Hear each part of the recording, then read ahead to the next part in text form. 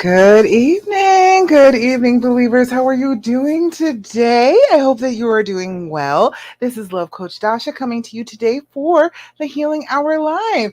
You are in the right place if you have been through the trauma of being cheated on and you don't want to leave the relationship. You love the person that you're with, although they have been an idiot, although they have hurt you, you still want to continue with the relationship.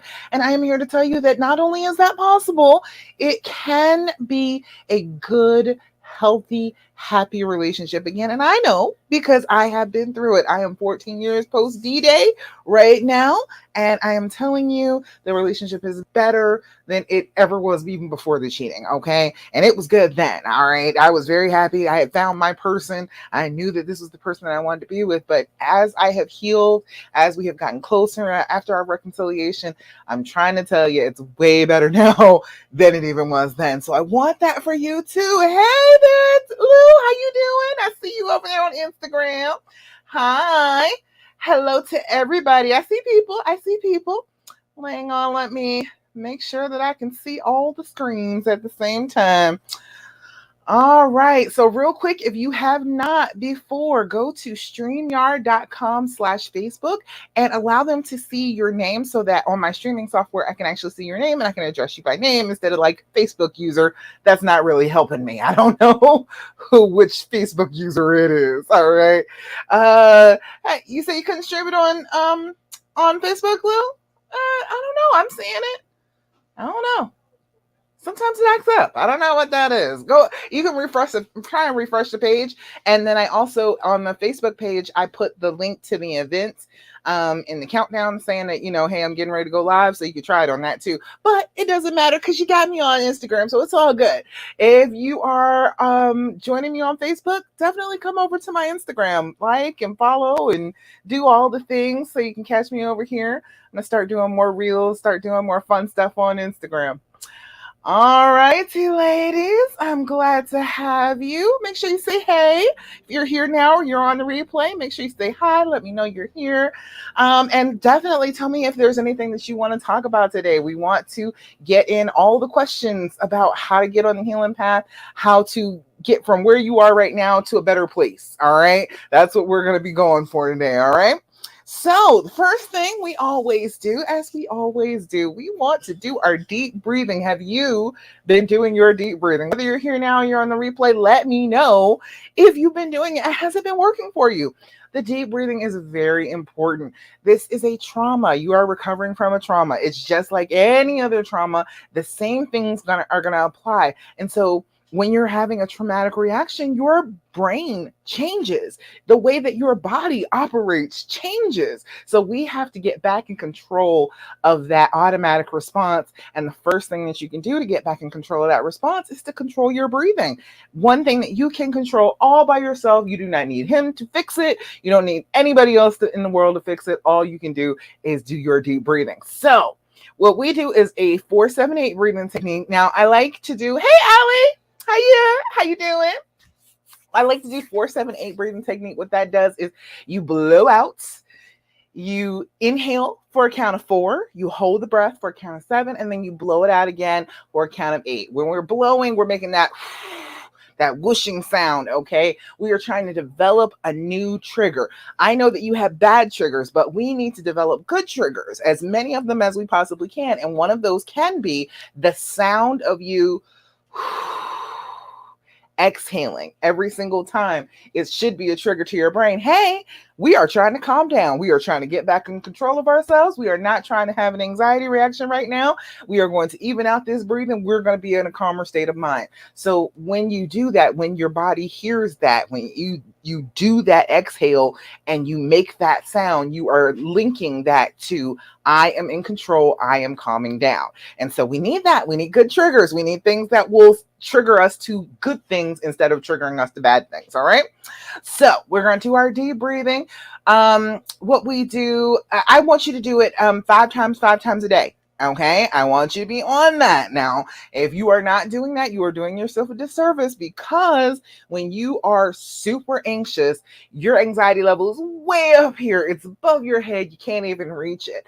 As you are doing the deep breathing, you're going to bring that anxiety level down. It's going to be at a level that you can handle it if you continuously bring it down. That's why I say 5 times a day, first thing in the morning, before you go to bed, and then pick 3 other times during the day. Set an alarm to go off if you need to, and remind yourself, when this alarm goes off, I am going to stop and I'm going to do my deep breathing, because I count. I matter. This little bit of self-care is not going to hurt anything. I should be doing a little bit of something for myself. I will do this self-care for me. All right. All right. So we're going to get together, do our deep breathing. What I want you to do is start off by blowing out. Inhale through your nose. 2, 3, 4. Hold it. 2, 3, 4, 5, 6, 7. Blow out.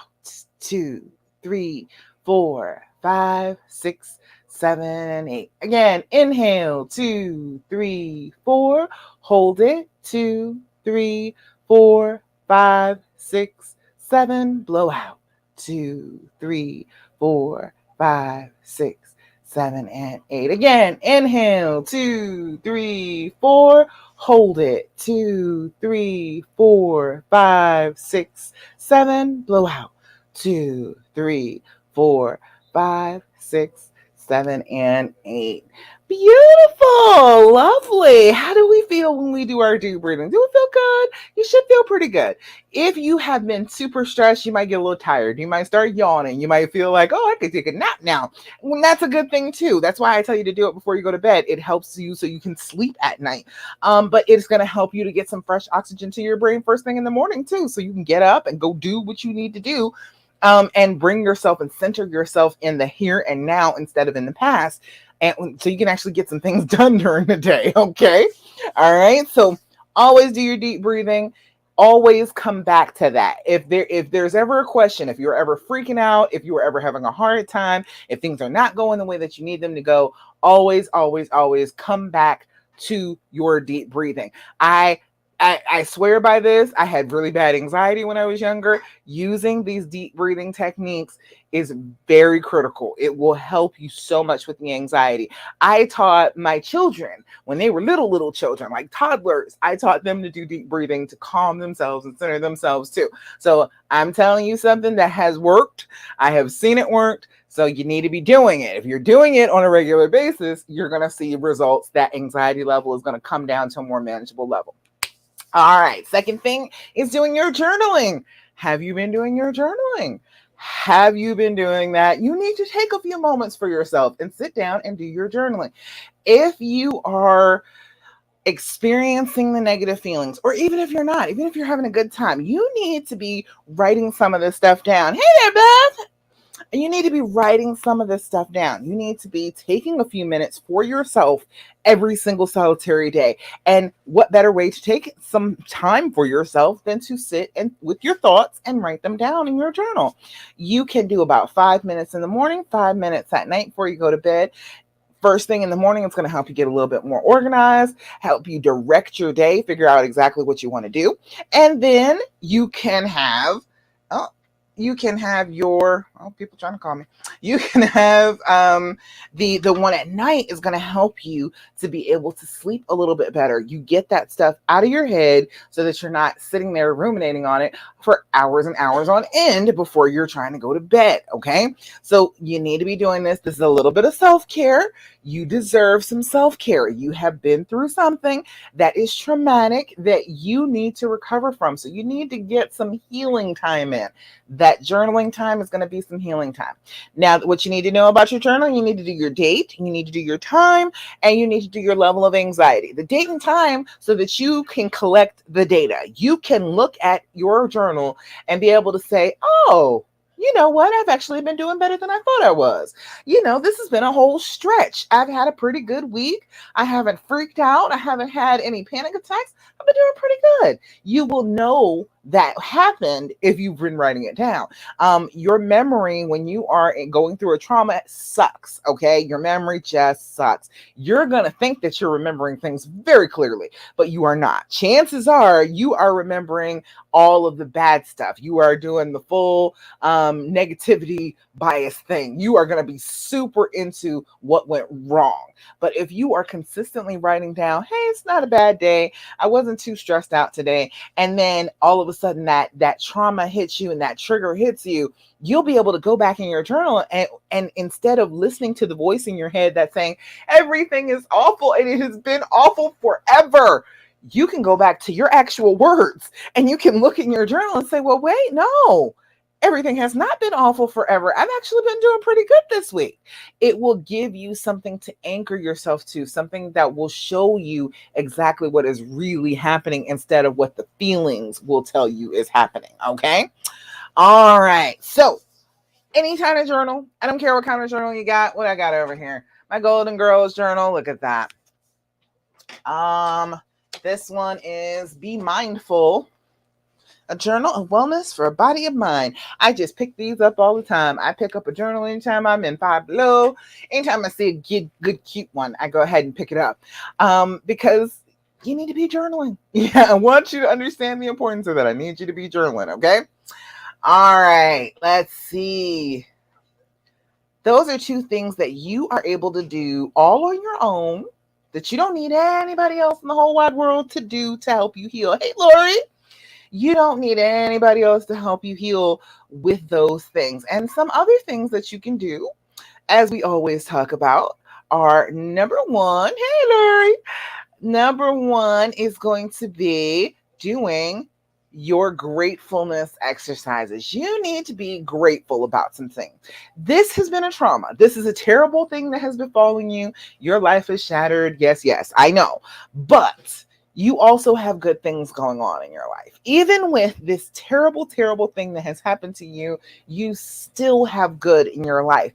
And when you are focused on the good instead of getting yourself trapped in the negative and getting trapped in the past, you are going to be having an easier time healing. You are not going to stay as traumatized because you are bringing yourself to the present, to right now instead of in the past, and you are experiencing good feelings instead of just the bad ones. If you keep on experiencing that negativity and you never counter it with anything positive, your brain is going to believe that that's the truth, that everything is always awful, your life is just shattered, you will never be the same again, you will always be a shell of your former self. I know that's what your brain tells you, but it is not true. That is not what you have to do. And so when you are practicing being grateful, that thankfulness, hey, Jan, hey, you are going to direct yourself a little bit better towards the healing side. All right. So Eliska has some good news for Thirsty Thursday. If you have not posted anything on Thirsty Thursday, go on over there and post, because I will still read it out later on if you post it while I'm on live. But Eliska said, she said, I have a wonderful trip to Mexico. Enjoyed laying up on the beach, just watching the waves. I know that's right. That is a wonderful thing. Isn't that a great thing to be grateful for? That you got to go to Mexico, that you got to have some fun, got to be on the beach. Yes, there is trauma, but that is not all there is to your life now. Even though this was terrible, I get it. But there's also very good things in your life, and I'm glad that you're appreciating them, Melissa. I'm glad that you enjoyed yourself. All right, let's see. Who else? What else do I have here? Oh, one more thing. This is a replacement thing. I know you always want to talk about it. I know you want to talk about the pain. I know you want to talk about what happened. I know you want to get all the details. I know you want to do that, but it is not a good idea. I will consistently tell you this. I will tell you this every time we get together, if I can, that you don't need to be asking those terrible questions. So instead of asking those terrible questions about what happened, how they felt, what did you think about her, what kind of positions were you in, all of those questions that you just don't need the answers to, okay, that are just going to make your healing more difficult because you have filled your brain with details that were going to be used against you by your traumatized brain. Instead of doing that, Ask some positive questions. I've got the And deck, the And Healing Edition deck by the skindeep.com. You can go and catch that on their website, and they have numerous different card games. They have ones for long-term relationships, they have ones for parent-child relationships, I think. So you can get a deck that will work for you.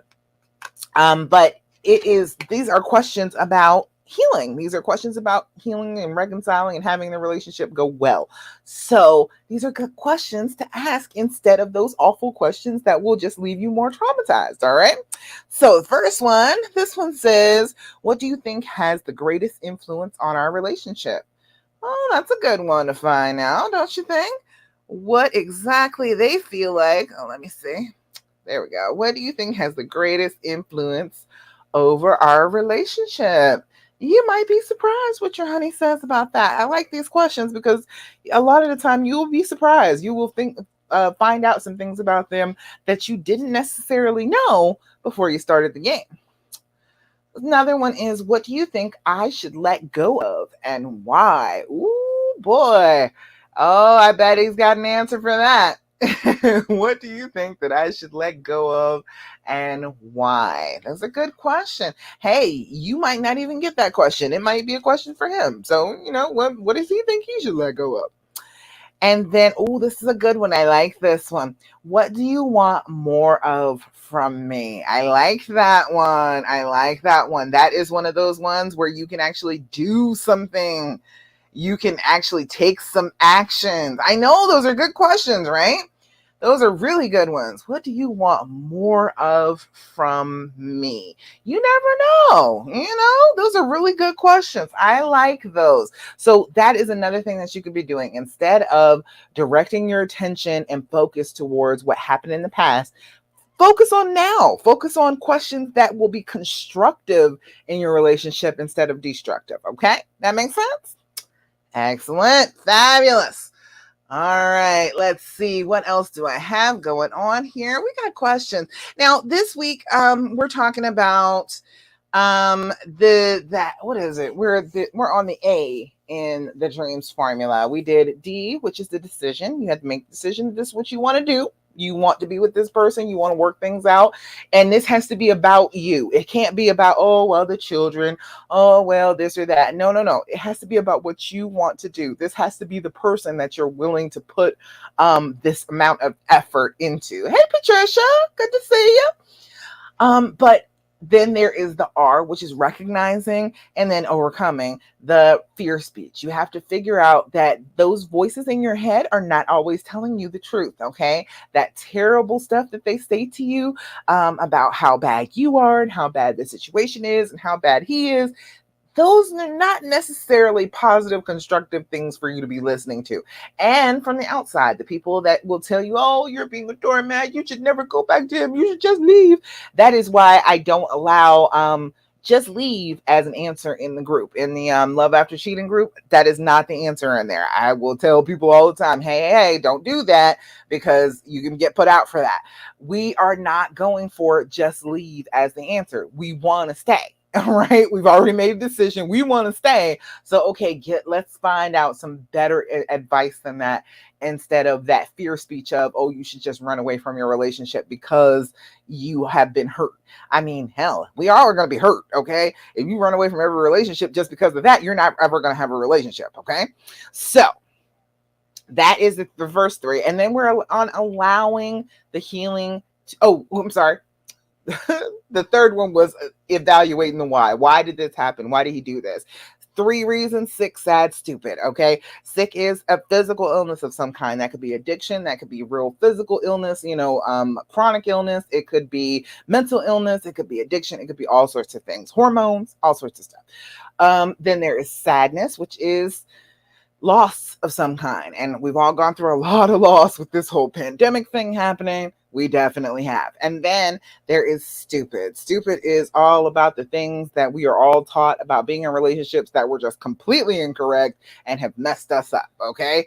So those were the three that we've done the last few weeks. So now we're moving on to the A. The A is allowing the healing to happen. You actually have to do that. You have to decide that you are going to put the walls down and you are going to bridge this gap and you are going to leave behind the negativity. You are going to decide that you can indeed put that baggage down and then move forward with the relationship without that being the focal point, the center of your entire relationship going forward. You have to decide that you are going to allow yourself to be close again.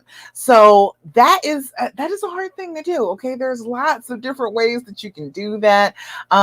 Definitely sex. That's always a big one for me. Um, put your ring back on, take their name, and if you have them in your phone as the cheater, put them back in your phone as something loving. Like my husband is my beloved in my phone. I don't even look for him under his name. He's my beloved in my phone. Do the positive things, do the things that are focused on you being connected instead of you going back and talking about the past, talking about the pain. When you keep revisiting trauma, you re-traumatize yourself. So there's no need to keep on going back there. He knows he has hurt you. Okay, he is fully aware. He is fully compliant in knowing that he has hurt you. He messed this up. You do not need to keep on telling him in order to make it stop, to make him never do it again. And a lot of this, allowing the healing to happen, you can't come at it from the viewpoint of, oh, I have to do this so that I make sure this never happens again. That is inappropriate control. You do not have control over whether somebody else does something. All right. There is no need to stress yourself over that. You can only do what you can do. So when you're allowing this healing to happen, you are doing the best that you can do, just because you know what a good relationship is, what being in love, what acting like a person who loves somebody is like, and you behave in that way. This is not to try and manipulate the situation and make it so that this never happens again. It is to actually heal, to move forward, to have longer stretches of good times instead of being completely overwhelmed by trauma all the time. All right. So let's see. That being said, oh, good. I landed on 8:30. All right. Allie, you said that guy in your phone. Yes, change that. He's not that guy. He's your guy. My guy. You can say that. But that guy is like distancing yourself. All right. And now, hey, I haven't seen you in a while. You said it, but it's hard to put that wall down. Yes, honey, it is. Yes, it is. It is a conscious thing because it is unconscious that you raised the wall in the first place. Your brain took over. It went on autopilot and slammed it into place. So if you're thinking about your wall, I want you to think about, okay, what does it look like? All right. You can tell how distant you want to be by what your wall looks like in your imagination. If you imagine your wall as a big, shiny metal wall, no rivets, just all steel. All right. There's no room for any windows, no rooms for any doors. You have shut down. You want to be cut off. But think about like materials, like more natural things, like, okay, some stone. All right. If you got some stone and some mortar, some things in between them, little grass and stuff growing in between those bricks, it's a little bit easier to think about it like coming down. You can crumble that. You can't really crumble a steel wall. So be thinking about it like that. And then every day you ask yourself, am I holding back because I am feeling insecure, because I am having this wall in place? If I am holding back, what could I do to not hold back? What could I do that's the opposite of what I'm doing right now?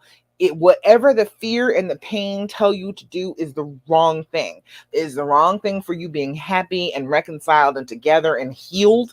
It is the wrong thing for that. So I want you to be thinking about whatever it is that the fear is screaming at you to do the exact opposite. I promise you that is how you bring the walls down. Consistently doing the opposite of what the fear tells you to do.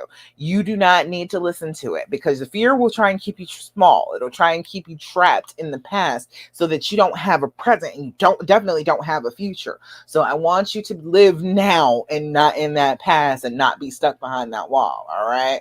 Got you, Anel, got you. You say you're holding back because you're scared. Of course, yeah, you're scared. But the thing is, most of the good stuff in life comes from after you've been scared, okay? Everything you want is on the other side of fear.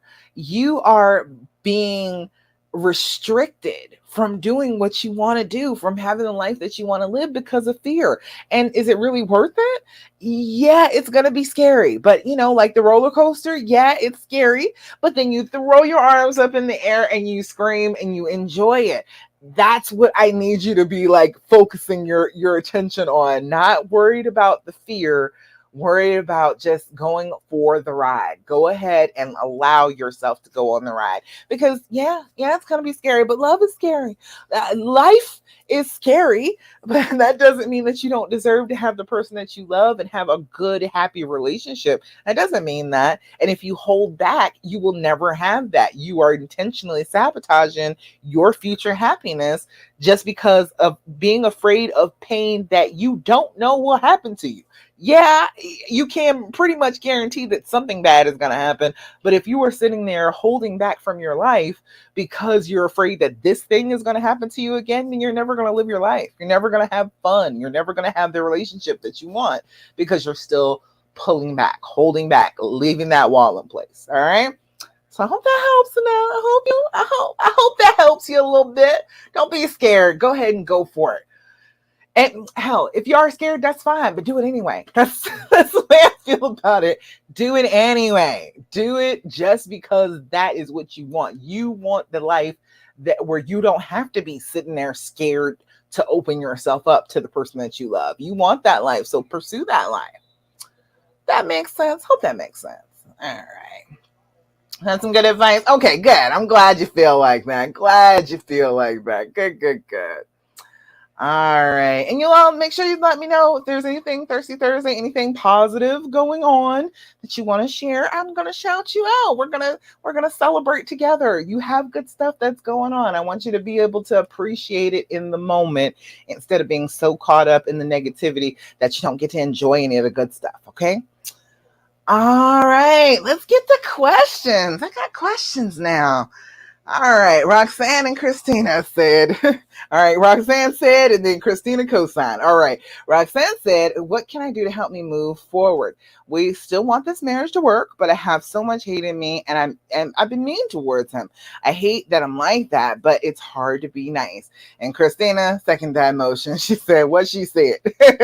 All right, the thing is, all right, all this comes down to you believe that he didn't love you enough. He didn't love you in the right ways. He didn't love you like fully enough not to do this. And the thing is, okay, if you're going to say that about him, then you've got to keep in mind that you are, if you every time you choose to be angry and choose to be mean to him, you're saying that you don't love him enough either. All right, so then you're on the same level. All right, so you can't even be mad at him if you are behaving in a way that's less than loving. Always come back to that. Always come back to your decision. Your decision has to be because you love this person, because you want to be with this person, because you connect, because this is your person. And if this is your person, behave as such. If you are watching yourself be mean, you need to stop. You've got to get control over yourself. You are responsible for what you do, the same way that you will tell him that he's responsible for what he did. Okay, well, if you are considering consistently being mean to him and you understand that you're doing it, you are making a choice. You are making an unloving choice towards somebody that you want to love. And so then you're sabotaging yourself. You have to recognize it as that. Your brain will work overtime to try and make you isolate from this person. It will try and make you pull back. And so that's what that is. Your brain is screaming at you, be mean, be terrible. He hurt you, so he deserves it. He deserves to hurt you just as much as you do. But the thing was, none of us deserve to be treated the way that we were treating each other. You didn't deserve to be cheated on, and they don't deserve to be like completely broken down and told that they are a shitty person in general because they have cheated. We all do the wrong things, okay? Bad things happen. We all do the wrong things. We have to be looking for, especially with the one person that you love, we have to be looking for mercy and compassion and trying to be close to that person instead of allowing ourselves to just say, oh, well, they're just any other person and I don't care and screw them. I'm going to treat them badly because they treated me badly. Well, if that's the case, then that'll just keep going around and around in a circle, right? If I get to treat you badly because you treated me badly, so then I get to treat you badly because you treated me badly. It is a terrible circle, okay? It just continues over and over and over again. That is what I have seen happen so many times with couples that just kind of buried it, kind of tried to just try to ignore the fact that it happened and not actually healed from it. They will start hurting each other back and forth. And then the woman always feels like, well, you cheated on me first, so I should always have the last lick. I should always be the person to be the last to hurt. And if I'm not the last to hurt, then you're doing something wrong. But the thing is, we are both acting unloving. That's the whole problem. You may have reason, and this is the whole thing. This is always my thing. Don't feel like you're justified in doing the wrong thing. You know it's the wrong thing. You know that you're mean, and you know that you're being hateful, and you know that you're not being loving and trying to connect the way that you really actually want to. So not only are you purposely being unloving, you're purposely being untrue to what you actually want. So if you are consistently doing that, you can't expect any better from him. If you are consistently doing something that you know is wrong and doing something against what you really want in life, what kind of example are you? You're just showing him that that's the way the game is being played. He can do whatever he wants to do. He can do things to hurt you just because his feelings are involved. So we have to stop worrying about being justified in doing the wrong thing and just do the right thing. Treat your partner the way that you would have treated them anyway. Okay, the way that you would have treated them if you were still in love and this trauma had never happened. You got to go back to that to be able to get back to feeling like that. If you just consistently treat them badly, it's going to become this cycle where they feel like they can treat you badly, and then it all falls apart. Everything just crumbles because then you're like, well, where do you get off treating me badly? Well, where do you get off treating them badly? We got to stop doing that. We got to stop the cycle at some point. And if you understand that that is your part in the cycle, that is your responsibility to stop. Does that make sense? Roxanne and Christina, I know y'all both were feeling it. I understand it. I get it. But you are still responsible for what you do. The same way we talk about them, you're still responsible for what you do. Roxanne, you said, wow, you didn't think of it that way. I know, nobody does. It's like, I want to be loved, but I want to be hateful at the same time. It doesn't work like that. You want to be loved, be loving. That's a good thing. It's all right to be loving anyway. Even if you've been hurt, it's still okay to be loving. Just because you've been hurt doesn't mean that you are suddenly incapable of that. You can be hurt and still do the right things. You said he did buy me roses today, and yes, I'm super mean to him, and it hurts me to hurt him. I know I want to be with him, and I know we're meant to be. Yes, I even apologized to him, and all he tells me is he deserves it. But I feel since I chose to stay, then I don't need to be mean. Yeah, exactly. You're where you want to be. All right. He did do wrong. Absolutely. I'm not going to say that he didn't, but you doing wrong is not excused because he did wrong. So if you are there and you want to be with him and you want this to work out, you can't keep sabotaging it by being mean and being obnoxious on a regular basis. You want to be loved, so be loving. All right. That makes sense? I hope that makes sense. You said that. All right, good. Yes, thank you so much. Okay, good. I'm glad that makes sense to you. Because it's hard. I know. I understand. But that's part of allowing the healing to happen. You got to let down the walls. You have got to choose better behavior. You've got to choose things that show that you are on the healing path instead of that hurting person. I want to do the things that a healed person would do, not the things that a person that is hurting would do. Hurt people hurt people. That's how it goes. That's how this started. Whatever was going on with him, remember I told you sick, sad, and stupid? Okay, whatever was going on with him, that was some pain going on with him. So that hurt person hurt you. All right. So we don't need to keep perpetuating that. That is how that's how a lot of these other groups kind of operate. Like, oh well, yeah, he deserves it. You should just keep on hurting him back. It doesn't work like that. Not to get love. Not to get love. You cannot be acting in an unloving way and get love. You got to put out what you want to come to you. And if you are asking for love, then you got to be asking yourself, am I being loving? Am I being compassionate and merciful and gracious and understanding? And if I'm not, then I need to get myself together. I can't tell him that he's in the wrong if I'm doing the wrong thing too. That makes you look like a big old hypocrite. And then that's an argument all unto itself. Okay. All right. Let's see. Got other questions? Let's see. So many here tonight. Hello, hello. Glad you're all here.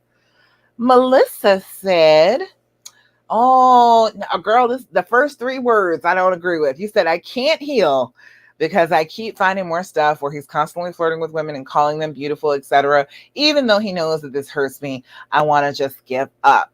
I think what has happened is he has given up. All right, let me just say this to you, Melissa. You're saying, number one, I can't heal. I cannot agree with that. All right. You're insisting that your healing has something to do with him. Your healing is all on you. Okay. The wound may not be your fault, but the healing is your responsibility. If you want to heal, you absolutely can heal. Okay. The thing that you're saying is, I keep finding more stuff, or he's constantly flirting with women and calling them beautiful, etc. Okay, you're still looking for something to be wrong, aren't you? That's what I'm hearing you say. That's what, when women tell me that is what they are generally saying to me is, I am still looking for something to be wrong. I am still searching his stuff. I am still treating him like a perpetrator. I am still treating him like I have to check up on him at all times. And what is happening, I think, is he is making sure that you have something to find. He is saying, well, you're never going to trust me anyway. You're always going to be mad at me. And you're just consistently checking through my stuff and invading my privacy. And I'm going to make sure that you have something to see if you're going to be looking. I think that is what is happening to you, Melissa. So the best thing, I know this is going to be miserable for you, but the best thing that you can possibly do is stop doing that. Stop going through his stuff. Stop looking for something to be wrong. Focus on the here and now. Focus on the relationship between the two of you. You are focused on finding him doing something wrong. You are trying to make him be consistently the perpetrator in your brain instead of being your beloved, being the person that you care about and you want to be with. You are trying to make them be the bad guy.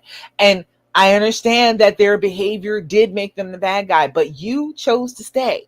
You are saying that this is not a bad guy. You're saying that this is somebody that you love, that you want to be with. So you got to stop looking for the worst. I think that is what is going on here. And usually when people tell me stuff like this, that's exactly what's happening, is you're believing the worst of him.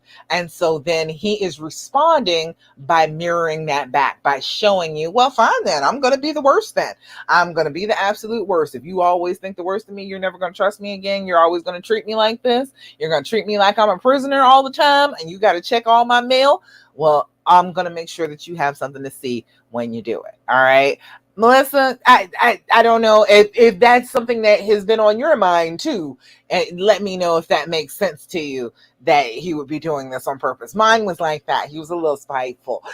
And like, he wouldn't be doing anything, but he would just make sure that there was some message in there to know when I was looking in his phone. It was quite devious. It really was.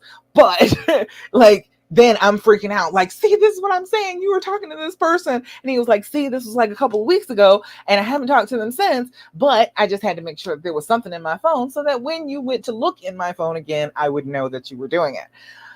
Whew. All that I had to do was stop doing that. When I stopped doing that, he stopped playing that game with me. That's what it is. You're going back and forth playing a game with each other, and you just got to stop. Your part in the game, you got to stop your own part. That's all you can do. And when you stop your part, you interrupt the cycle. So then, if he is still doing the exact same thing, you would know, number one, right? You are just going about your life, living your life, doing what you need to do every day, taking care of yourself. But if he is seeing you do that, he's going to realize, oh, the game is over. We're not playing like this anymore. And then he can stop too. I hope that makes sense. Makai's mom, you say you're late. That's okay. Hi. I'm glad you're here. It doesn't matter if you're late as long as you came. As long as you came to see us. You can watch the replay and get the questions from today. We had some good ones. Bad. You said sometimes I feel sorry for the guys. Girl, yes. I do sometimes. I do. I feel bad for them sometimes because, society has said that, oh, well, he's a cheater, so you can treat him like dirt. All right. And I feel like a lot of men get treated like dirt anyway. I feel like a lot of relationship stuff is like, if the woman is happy, then everything should be happy.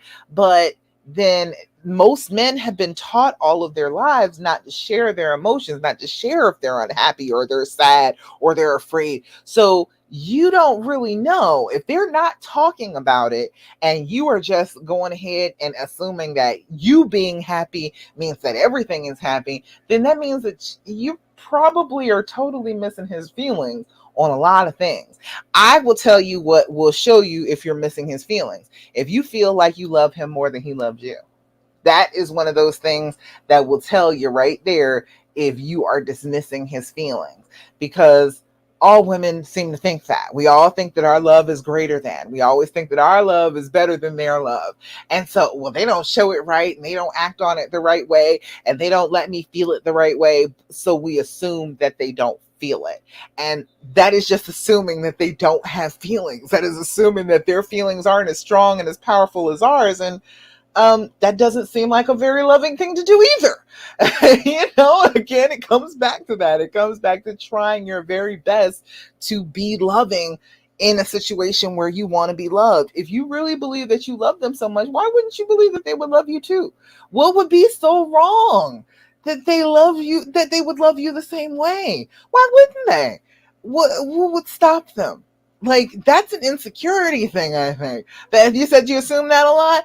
A ton of people do. Don't feel like you're the only one.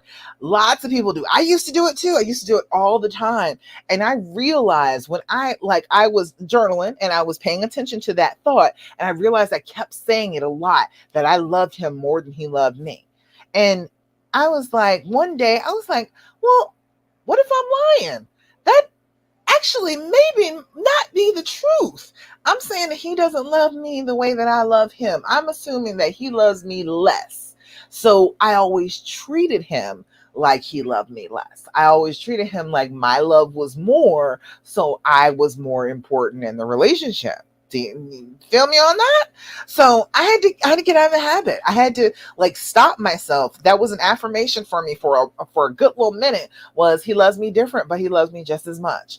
I couldn't recognize that his love because it was different from the way that I expressed love, but he loved me just as much as I loved him. It dawned on me that, he's dealing with me. I am making him suffer. I am a miserable soul. I am mad at him all the time. I'm constantly suspecting him. I am harassing him about things on a regular basis.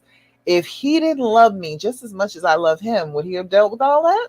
I don't think so. I don't think so. Most men are not going to sit around and be miserable if they don't really feel like loved. If they don't feel the love, if they don't feel like they want to be in this relationship, then they're not going to sit around and just take it. So if he is like the same thing with Roxanne and Christina, if he is taking that from you, if he is taking the abuse, and that's what it is, call it what it is, all right?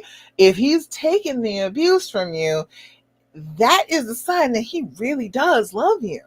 That really is a sign. He is saying that, yeah, I guess I deserve it. Go ahead and kick me. And a lot of men feel like that. A lot of men feel like, okay, well, yeah, I'm just a shitty person. Go ahead and kick me and go ahead and treat me bad because I'm just terrible because I did this. And that is how it happens again.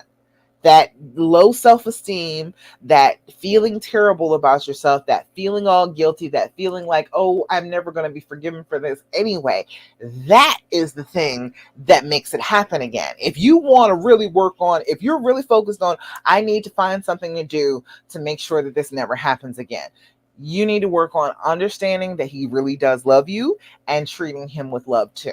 Because if you are in this situation, think about it. If you were in this situation where every day somebody is just talking about something terrible you did and always crying to you and telling you how horrible you were and how bad that they feel when they're with you and holding back affection and intimacy from you, you're going to feel unloved.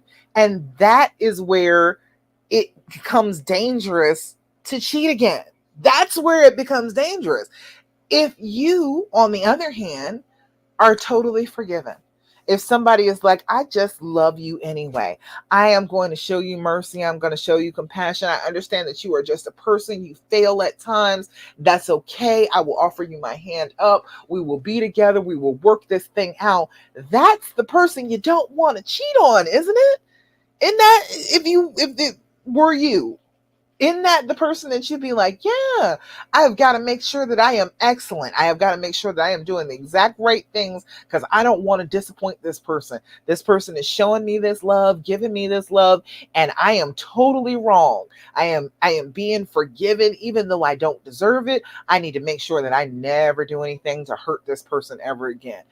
That is how you end up not having it happen again. Okay, if you're really concerned about it, treating them badly is not going to do it. It's not going to help you. It's just going to make it more likely that they will cheat again. All right.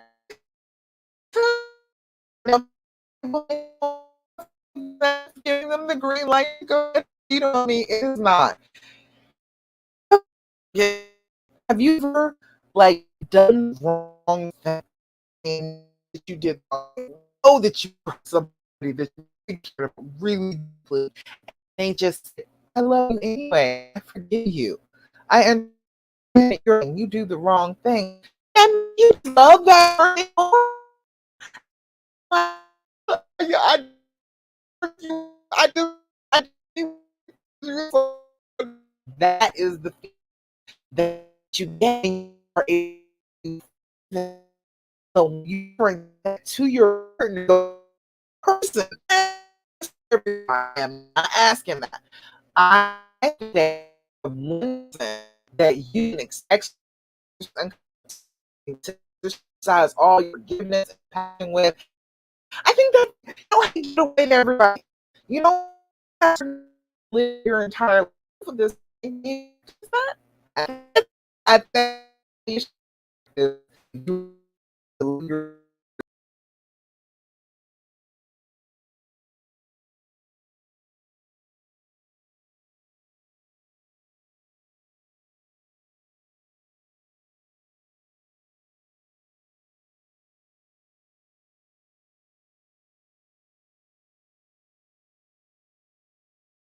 or you don't know what to do with that. All right. Okay. You just keep on. You be steady in what you are doing. Don't worry about how they're feeling about it. You be sure. Every time you think about it, forgive again. That's what you need to be doing. Don't worry about the answer. Is you focus on what you situation. Worried about part of it, you're not worried about the part that you play. That makes sense? That's all what you can do. All right. Then Bonnie said, what if you do that hurt you after? Though they hurt you again. They I promise you, and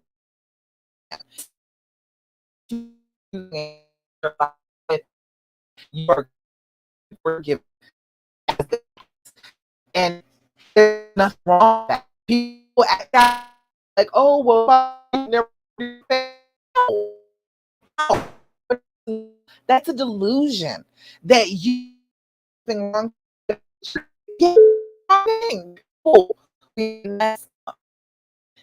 If you forget, you are less likely to they're have to put you in.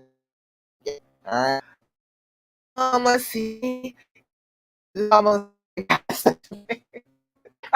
that guy.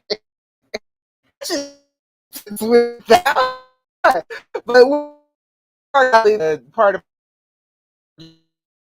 one person. That's all one person.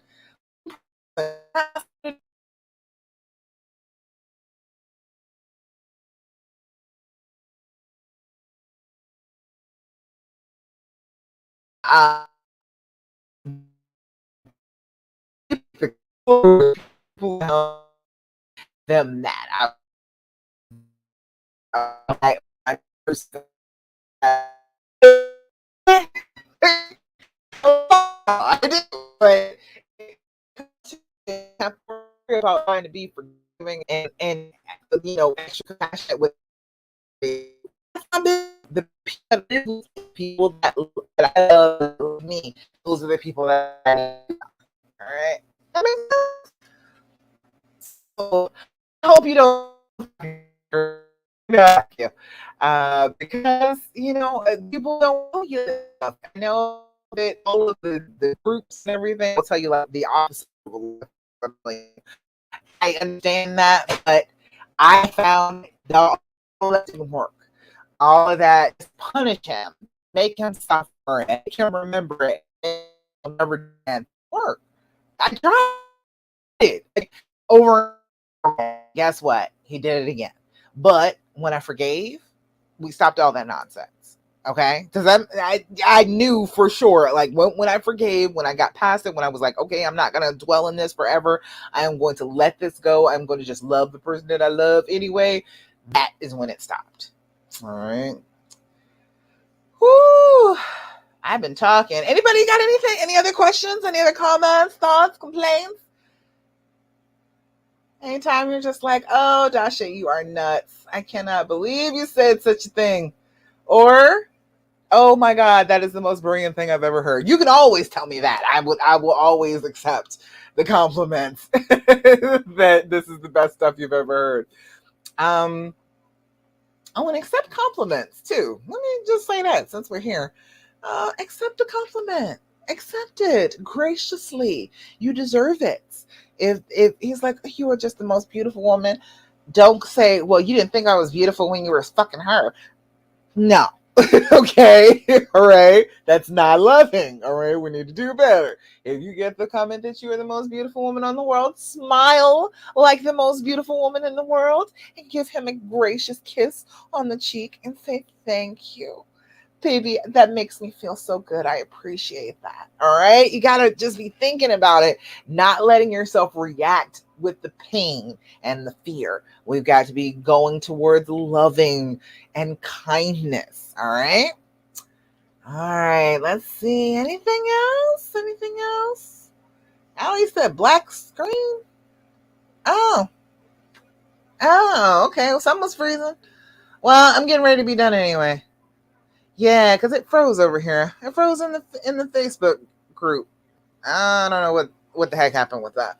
It's not showing me anybody's comments over there, but I can see it on the StreamYard one. See, this is why I need the StreamYard. You say, okay, it's good now. All right, cool. I don't know what happened to it, but that's okay. That's all right. I'm getting ready to go anyway. I got a session coming up. So, anything else? We good? We good? Feel like we got some understanding. We got some new thoughts in our brains this week. And he said, oh, who's that? Okay. I can't see who it is. Hold on. 1 second.